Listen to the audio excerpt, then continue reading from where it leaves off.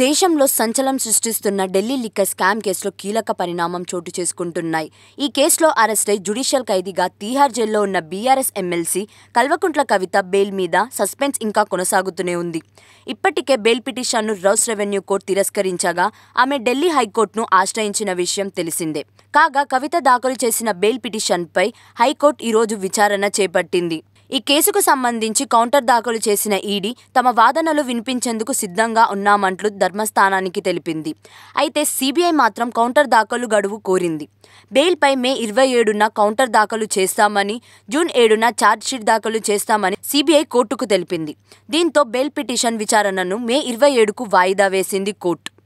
ఇదిలా ఉంటే ఈ కేసులో కవిత పాత్ర గురించి దర్యాప్తు సంస్థ వేసిన అభియోగాలపై కవిత తరపు న్యాయవాది కోర్టుకు విచారణ ఇచ్చారు. కాగా ఆదివారం సాయంత్రంలోపు కౌంటర్ కాపీని కవిత న్యాయవాదికి మెయిల్ ద్వారా ఇవ్వాలని కోర్టు ఆదేశించింది. సోమవారం ఈడీ, సీబీఐ 2 కేసుల్లోనూ కవిత తరపు వాదనలు పూర్తి చేయాలని హైకోర్టు సూచించింది. మంగళవారం ఈడీ, సీబీఐ వాదనలు వింటామని న్యాయమూర్తి తెలిపారు. ఇప్పటికే ఈ ఢిల్లీ లిక్కర్ స్కామ్ కేసులో కవిత పాత్రపై ఈడీ ఛార్జ్షీట్ దాఖలు చేసిన విషయం తెలిసిందే. కాగా ఇప్పుడు సీబీఐ కూడా కవితపై ఛార్జ్షీట్ దాఖలు చేసేందుకు సిద్ధమైంది.